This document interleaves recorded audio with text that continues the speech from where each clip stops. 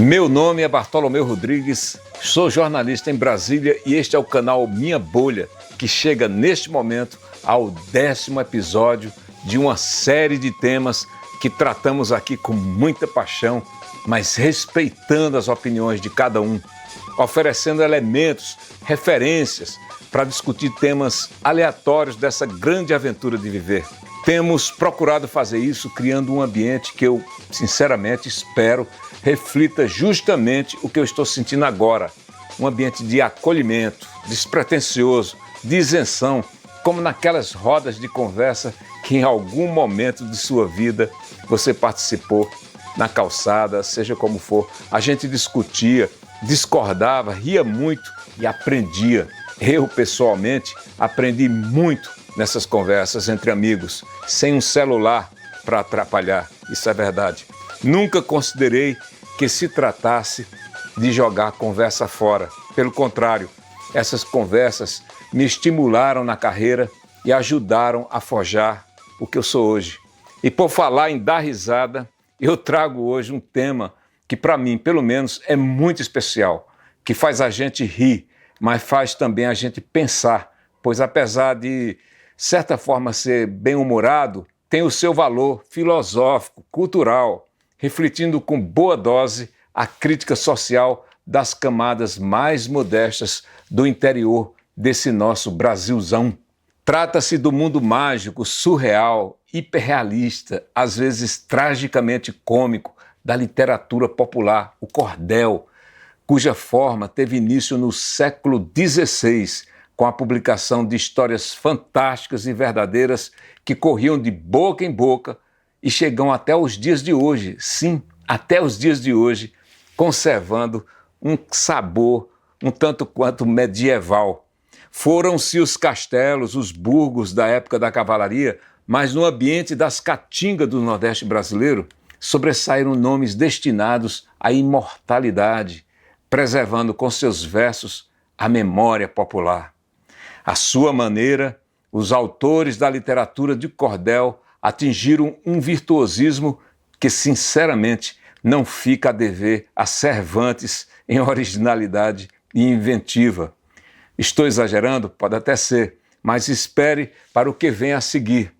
E pode ir se preparando. Até o final deste episódio, você vai saber que aquela história de que Hitler se matou no final da Segunda Guerra Mundial, cá para nós aquilo é conversa para boi dormir.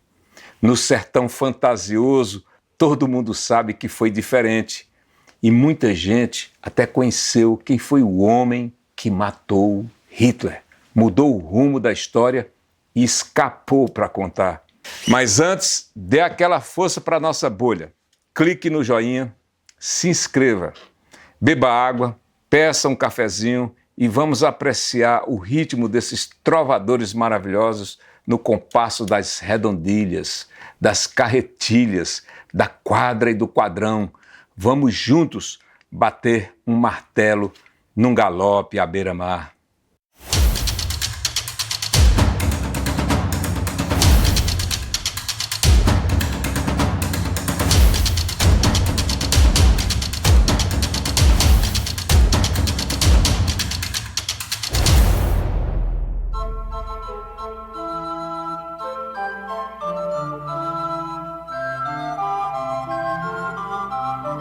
Olha que essa história aí, da história do começo do mundo, é uma história que eu vou contar, que foi passada de boca em boca. Eu ouvia desde pequeno. Era uma versão sertaneja da criação do mundo. E eu vou narrar em prosa. É o seguinte, o mundo foi feito em pedaços, não foi de uma vez. Até porque Deus pode tudo, mas Ele gosta de descansar também. Naquela época que estava fazendo o mundo, Deus andava ali pelas bandas do Pajeú. E depois de fazer a terra, Deus fez uma porção de coisas bonitas. Fez o azul do céu, as nuvens de carneirinho, as borboletas, as flores, as rosas, o arco-íris.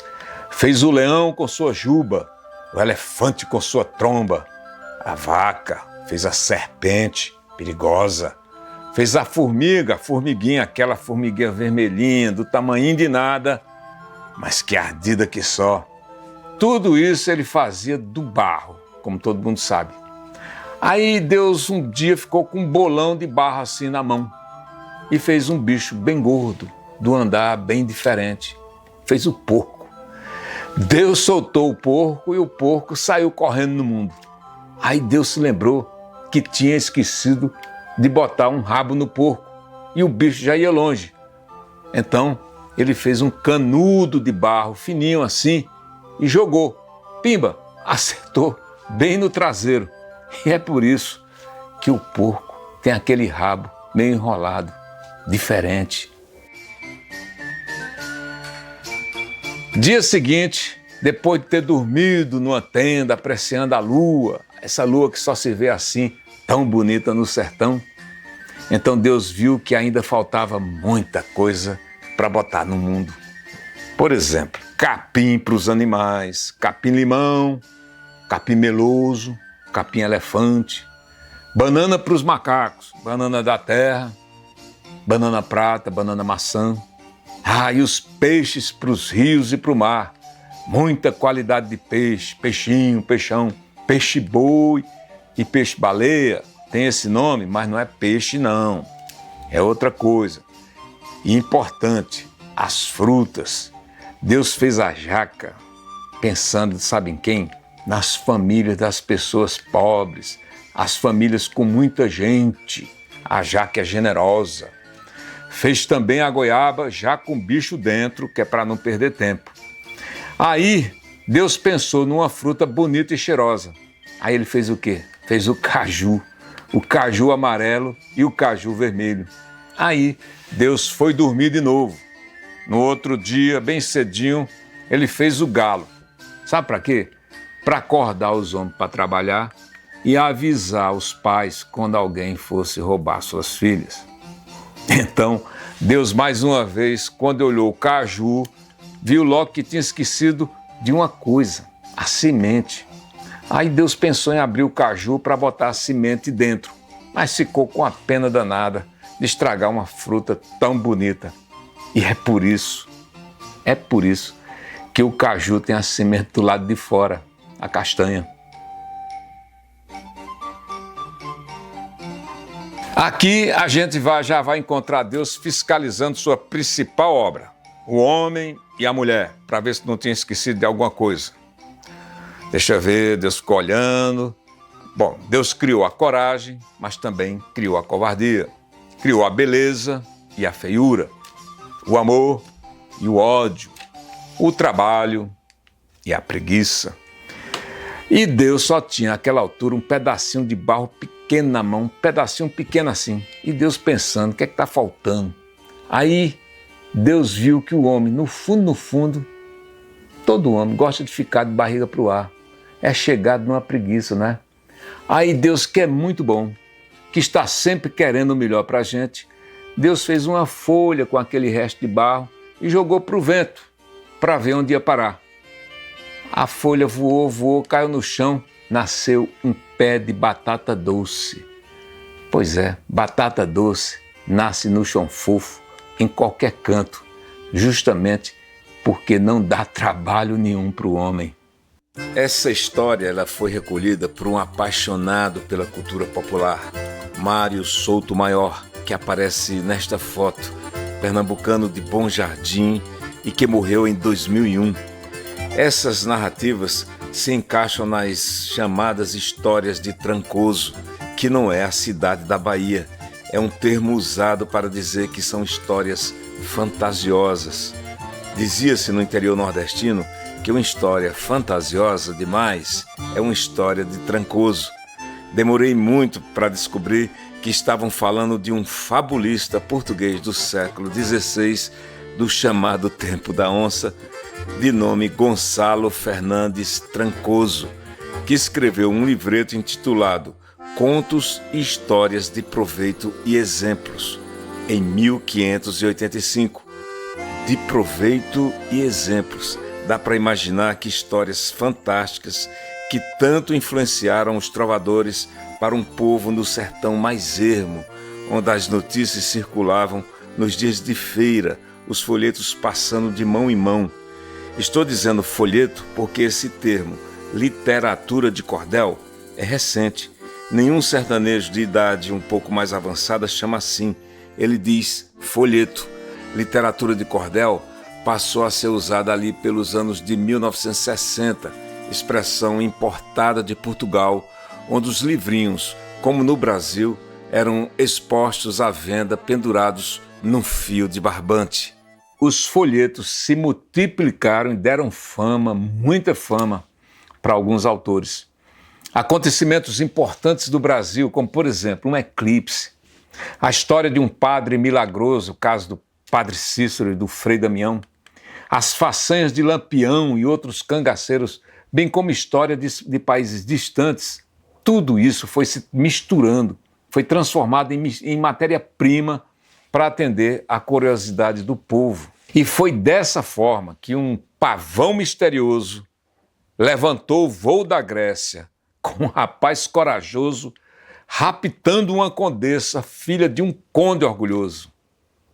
O romance do pavão misterioso, ele veio ao mundo em 1923. Está completando, portanto, este ano, 100 anos. Um feito que, na minha opinião, devia ser celebrado nos círculos literários e culturais de todo o país. Por quê? Porque se trata de uma obra-prima, cujo autor, que aparece nos folhetos, é José Camelo de Melo Rezende. Embora em outros folhetos surge também o nome como autor, mas parece que se trata de uma reinterpretação. Aparece também o João Melquiades Ferreira da Silva. O fato é que o Pavão Misterioso já foi adaptado para o teatro, cinema, literatura, música e televisão, com uma tiragem, segundo os estudiosos, de mais de 10 milhões de cópias. A história se passa num universo que lembra muito As Mil e Uma Noites. A condessa raptada se chama Creusa. E o rapto da moça se dá depois que o herói da história encomenda um pequeno avião a um engenheiro. E esse avião se parecia com um pavão? Parecia. Diz assim no folheto: tinha cauda como um leque e as asas como um pavão. Pescoço, cabeça e bico, alavanca, chave e botão. Voava igual ao vento, para qualquer direção. A lista de sucessos editoriais nas feiras é imensa. Eu precisaria de vários episódios como este para explorar cada universo apresentado, cada narrativa e interpretação dada pelos autores dos folhetos à realidade, bebendo de fontes ibéricas para definir um ritmo nas estrofes que compunham. Vou dar alguns exemplos.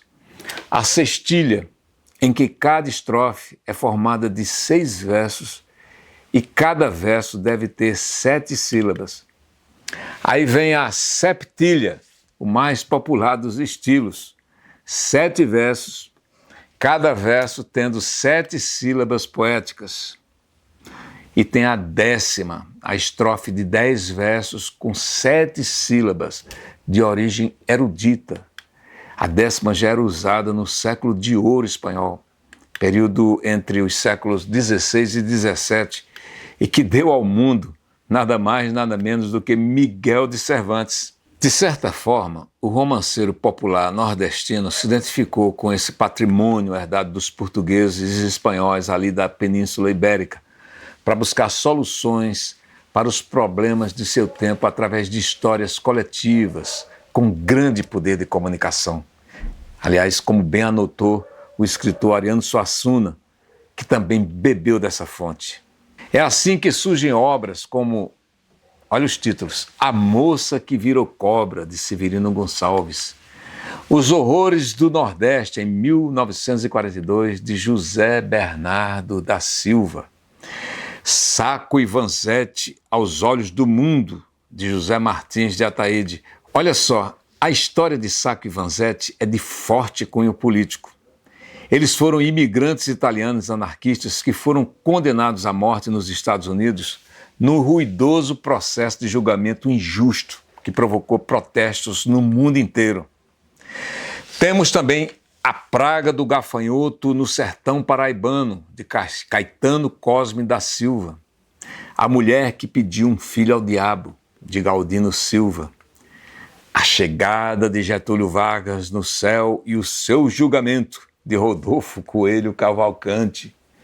E tem também Lampião arrependido da vida de cangaceiro, de Laurindo Gomes Maciel. E claro, o casamento e divórcio da lagartixa, de Leandro Gomes de Barros, uma espécie de príncipe dos romanceiros populares, que faleceu em 1918 com apenas 53 anos de idade. Um parênteses aqui, Leandro Gomes de Barros, ele tornou-se uma lenda. É autor de mais de 1000 folhetos, com cerca de 10.000 edições. Satírico, sua obra vai fundo na psicologia popular e por isso ele era tão admirado numa época em que o sertão nordestino ainda vivia sob a influência dos restos feudais da colonização. Com um espírito tipicamente barroco, esses autores foram juntando os elementos muitas vezes contraditórios, foram misturando religião com obscenidades, elementos místicos com história, episódios épicos, cômicos e maravilhosos, tudo para desenvolver uma poesia que foi e continua sendo fundamental para se chegar à essência de um povo que cá para nós nada tem de iletrado. Gregório de Matos, baiano de Salvador, o Boca do Inferno, ele é um representante mor, vamos dizer assim, do barroco na poesia popular. Autor dessa 10ª que eu vou recitar agora e que ilustra bem o que eu estou dizendo. Disse ele, escreveu ele: o sol e o fogo são quentes, a chuva onde cai molha. Quem não tem vista, não olha. Ossos na boca são dentes. É afronta dizer que mentes. É ave grande a galinha. O cabelo cai continha. Quem é rouco tem catarro. Carregado canta o carro. Mulher de rei é rainha. E se a 10ª tem 10 sílabas, então o estilo é outro. É o martelo, ou martelo agalopado. Diga-se de passagem, uma criação tipicamente brasileira. O martelo agalopado não existe na Península Ibérica. Dimas Batista, repentista pernambucano de Itapetim, ao longo de sua vida, conta-se, ele enfrentou 300 desafios de viola. Desafios em feiras, na rua, em bares. Agora, olha só, Dimas era formado em filosofia, era também historiador e geógrafo, era o príncipe dos violeiros e na década de 1940 ele se apresentou para o presidente Eurico Gaspar Dutra no Palácio do Catete. É dele esse martelo agalopado. Certo dia eu subi numa zelação, fui ao céu e prendi as nebulosas. Apaguei as estrelas luminosas, dos planetas parei a rotação. E São Pedro, notando a confusão, disse logo a Jesus numa entrevista: castiguemos, Senhor, esse egoísta que atreveu-se a apagar nosso planeta. Jesus disse a São Pedro: não se meta, que isso é só brincadeira do Batista. Dimas Batista vinha de uma família de repentistas. Era irmão de Lourival Batista, o Louro do Pajeú, e de Otacílio Batista. Mas aqui eu já estou misturando repentistas com cordelistas, pois nem sempre um repentista de desafio escreve história para folheto, como também nem sempre um autor de folheto pega a viola de 10 cordas para espalhar seus versos. Mas ambos são como cronistas, observadores da cena social. Eles são intérpretes e críticos, vocalizando as angústias e as esperanças do povo. O Cega Aderaldo, por exemplo, nascido em 1878 e que faleceu em 1967. Aderaldo Ferreira de Araújo Era uma celebridade no improviso, famoso por seus duelos com outros serpentistas, como, por exemplo, o não menos famoso Zé Pretinho.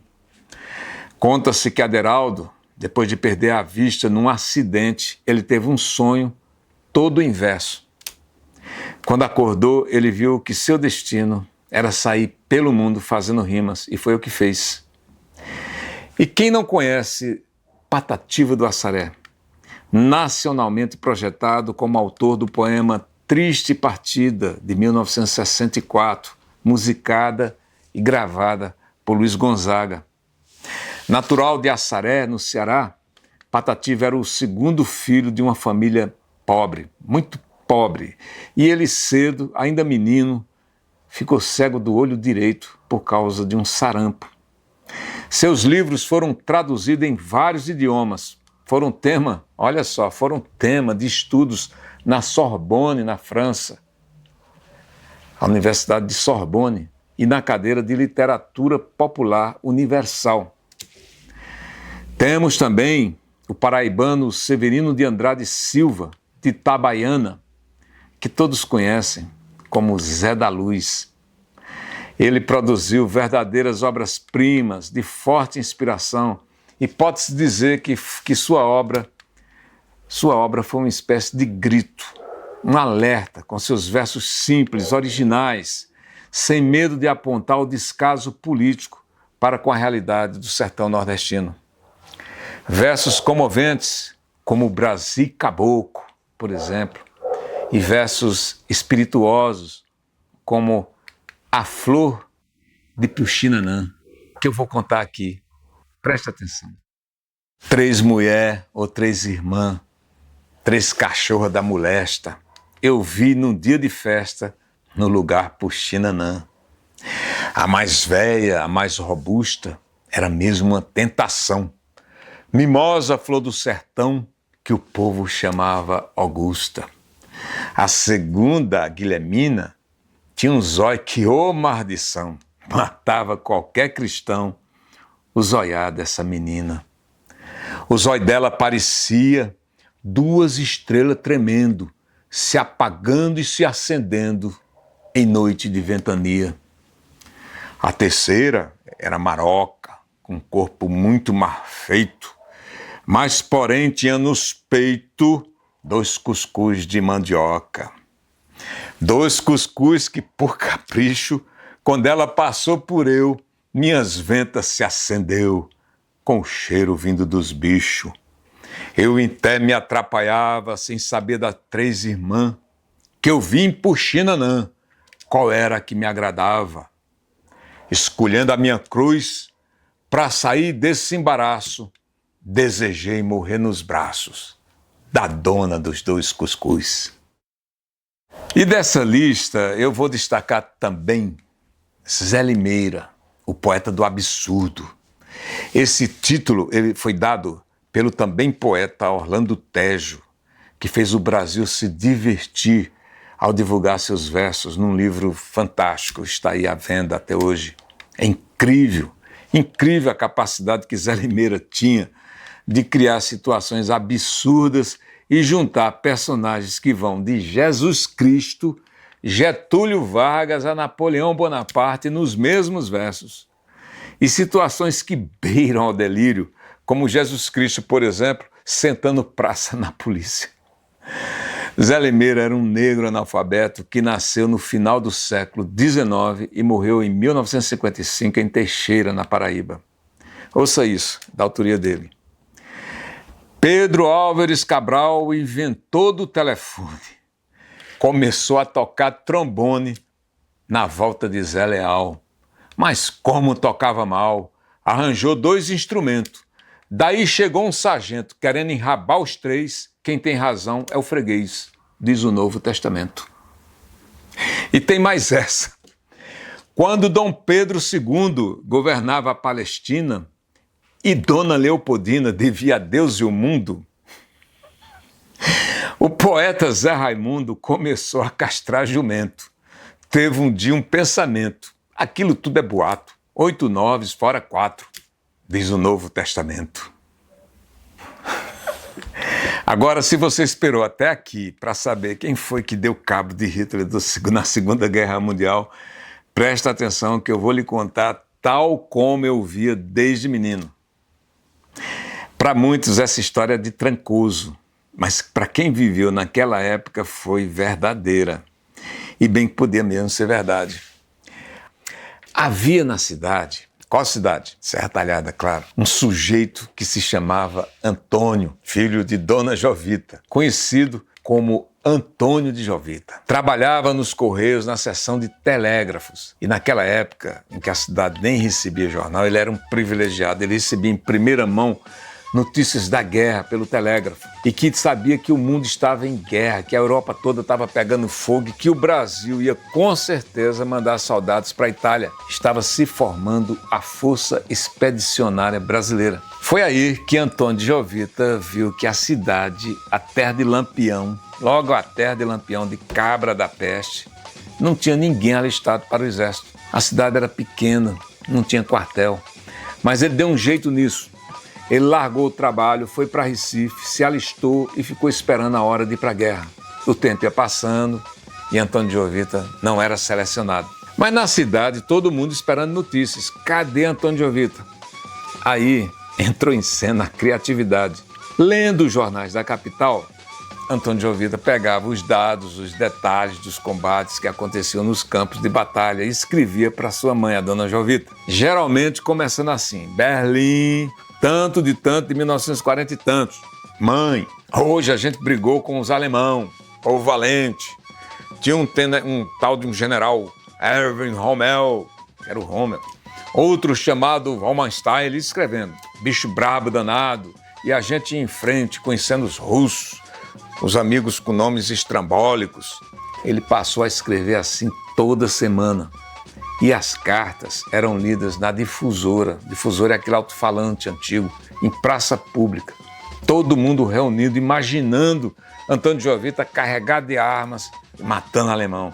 Cabra da peste. Bem, não precisa dizer que acontecesse o que acontecesse, àquela altura Antônio de Jovita já era herói da cidade. Mas aí, belo dia, chegou a notícia do fim da guerra e que acharam o corpo de Hitler carbonizado ali no bunker que ele tinha nos arredores de Berlim. Hitler, essa era a notícia, tinha se suicidado para a decepção dos russos e dos americanos que queriam pegar ele vivo. Os pracinhas estavam voltando e era hora de Antônio de Jovita dar as caras também, voltar para casa. Então ele deu baixa no exército, mas aí, para não voltar com as mãos abanando, ele resolveu escrever uma última carta para Dona Jovita. E aí, danem-se os fatos. Ele escreveu assim: Berlim, 8 de maio de 1945. Mãe, acabou a guerra. Hoje Hitler se lascou. E foi assim. A gente entrou em Berlim, tava um tiroteio danado, alemão atirando, correndo para todo canto, uns alemão de olho azul, e eu mandando bala. E corre alemão daqui, e corre alemão dali, e nevava, caía neve. Aliás, tinha que ter neve, sertanejo adora ver uma neve. Aí eu corri procurando o castelo de Hitler. Ele inventou um castelo, não sei de onde saiu, mas castelo é castelo, né? Então a porta do castelo estava aberta e eu entrei. Não tinha ninguém, um breu só. Entrei procurando o Hitler. Cadê o safado? Cadê o safado? Eu vi uma porta grande assim de madeira, de lei, uma portona. Dei um chute, a porta se abriu. E lá no fundo estava Hitler. Eu vi que ele estava de costas, com as mãos em cima da mesa. Eu puxei meu revólver, fui chegando e falei: Hitler, cabra da peste, se vira para morrer. Hitler foi se virando e quando viu que era eu, se ajoelhou, abriu os braços e gritou: Antônio de Jovita, não me mate não, pelo amor de Deus. Pô! Estilo diferente, é um gênero que o povo aprecia, decassílabo com toda a harmonia, e você não passa na minha frente, o passado, o futuro e o presente, pois eu tenho que sou um repentista. Você diz que é poeta e é artista, e possui uma natureza estranha, vou saber se o Diniz acompanha em Martela ou Tacílio Batins. O meu verso tem a alvura do jasmim, a doçura dos lábios de Iracema, os segredos infindos da Jurema e o sabor das espumas do Cauim, as ondas férteis do Mearine, as flechas do índio Biratã, a ira infernal de Irapuã, o miolo do coco catolé, o cigarro de palha do pajé e o eco assombroso de Tupã. Basta um cabra não ter disposição pra viver do serviço do alugado. Pega uma viola e bota ao lado, compra logo o romance do pavão, a peleja do diabo e Riachão e a história de Pedro Malazarte. Sai no mundo a gabar sem toda parte, a berrar por vintém meio de feira e parasitas assim desta maneira. E é quem vem relaxando a minha arte. Já peguei um bichinho como o senhor, dei-lhe um muro com tal disposição que arranquei o fígado do coração. Foi preciso ele ir ao doutor. O médico sajou logo o tumor e curou o velhinho com atenção. Eu cheguei e lhe dei o trimpurão, que as pernas caíram.